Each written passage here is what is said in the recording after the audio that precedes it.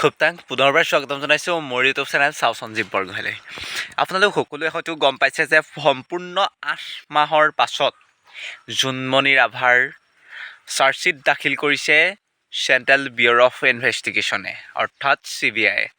কিন্তু তাত সম্পূৰ্ণ তেওঁলোকে কৈছে যে এইটো এটা হত্যাকাণ্ড নহয়, এইটো এটা এক্সিডেণ্টত জোনমণি ৰাভা মৃত্যু হ'ল বুলি কৈছে। কিন্তু আচলতে এই ভেকু ভাওনাখন কৰিবলৈকে আহিছিলে নেকি লাভলী কাটিয়াৰ অসমলৈ? অসমৰ হাৱা পানীৰ যি ফ্ৰেছ হাৱা পানী খাবলৈ আহিছিলে নেকি? এতিয়া সেই বুলিয়ে ক'ব লাগিব, কাৰণ এয়া সম্পূৰ্ণৰূপে হত্যাকাণ্ড হয়। আৰু যিজন ট্ৰাক ড্ৰাইভাৰে সেইটো সংঘটিত কৰিছিলে, তেওঁ স্বীকাৰোক্তি দিছিলে। আৰু তেওঁ কিয় উত্তৰ প্ৰদেশৰ আছিলে নে তেখেত ইউপিলৈ কিয় যাবলৈ দিলে? এটা কেছ অৰ্থাৎ তদন্ত চলি থকাৰ সময়ত কেনেকৈ যাব পাৰিলে তেওঁ নিজ ৰাজ্যলৈ অসম এৰি? কেতিয়াও নোৱাৰে। সেয়া সম্পূৰ্ণৰূপে এইটো CBIক মেনেজ কৰা হৈছে। প্ৰথমতে CIDক মেনেজ কৰা হ'ল, তাৰ পৰা এতিয়া CBIকো মেনেজ কৰিলেগৈ শেষত। এইটোৱে ক'ব লাগিব যে আচলতে এই আইনখন আমাৰ নিচিনা সৰু সৰু মানুহৰ কাৰণেহে। আচলতে এই আইনখন ডাঙৰ মানুহৰ কাৰণে নহয়। আচলতে এইটো কথা ক'ব লাগিব যে পুথি খলিহনাৰ কাৰণেহে এই সম্পূৰ্ণ এই ছিষ্টেমটো আছে। ৰৌ বৰালীয়ে এই যিখন জাল পাতিছে, এই জালখন ফালি চিৰাচিৰ কৰি পেলাব পাৰে। সেইটোৱে ক'ব লাগিব, কাৰণ জোনমণি ৰাভাৰ কেছটোতে আমি সকলোৱে গম পালোঁ। CBI আহি গ'ল, CBI তদন্তত সেয়া পালে, যিটো সম্পূৰ্ণৰূপে এটা প্ৰি প্লেণ্ড আছিলে বুলিয়ে ক'ব লাগিব। কাৰণ যিখিনি তথ্য সেইখিনিত আমাক নিউজ চেনেল দেখুৱাইছিলে, সেইখিনিৰ ওপৰৰ পৰা নিৰ্ভৰ কৰি আমি সেইখিনি নিউজ শুনি আমি নিশ্চিতভাৱে গম পাইছিলোঁ যে সেয়া হত্যাকাণ্ড, কেতিয়াও সেয়া হ'ব নোৱাৰে।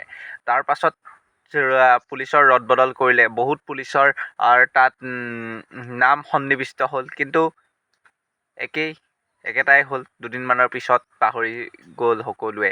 আচলতে আমাৰ অসমীয়া মানুহখিনিৰ এটাই প্ৰব্লেম, সেইটো প্ৰব্লেম হৈছে দুদিনমানৰ পাছত আমি সেই সকলোবোৰ পাহৰি যাওঁ।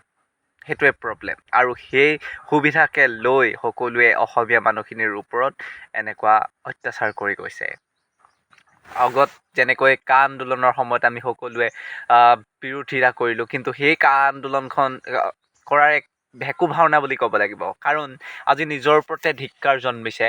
জোনমণি ৰাভাৰ কেছটোতো বাদেই দিছোঁ, কা আন্দোলনৰ সময়ত আমি সকলোৱে সেই চৰকাৰখনৰ বিৰুদ্ধে আমি প্ৰতিবাদ কৰিলোঁ, যিখন চৰকাৰে আমাক কা জাপি দিব বিচাৰিছিলে। কিন্তু তাৰ পিছ মুহূৰ্ততে যিটো ইলেকশ্যন আহি আছিলে, সেই ইলেকশ্যনত আমি সেই ৰাজনীতিক দলটোক কিয় ভোট দিলোঁ?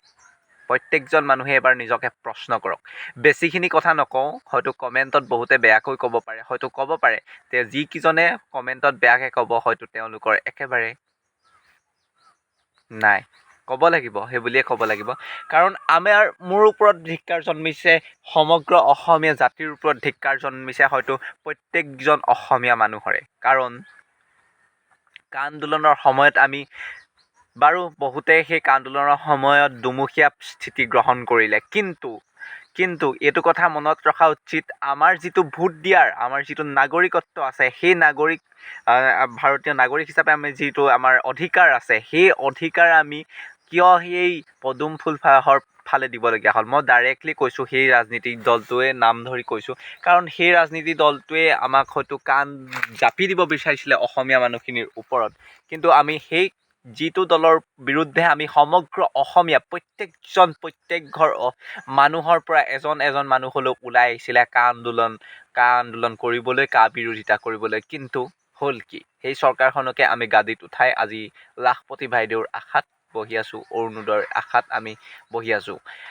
আচলতে আমি হিতাধিকাৰী হ'ব নালাগে, আচলতে আমি বিলাব পৰা হ'ব লাগে। আমি বুজি পাইছে মই কি ক'ব বিচাৰিছোঁ? সেইটোৱেই সম্পূৰ্ণ গোটেই ছিষ্টেমটোৱে আমাৰ ভুল বুলি ক'ব লাগিব। আৰু এই আইনখন আমাৰ নিচিনা সৰু পুথি খলিহনা মাছবোৰৰ কাৰণেহে, ৰৌ বৰালিৰ কাৰণে নহয়। কিন্তু সেইটোৱে। ধন্যবাদ।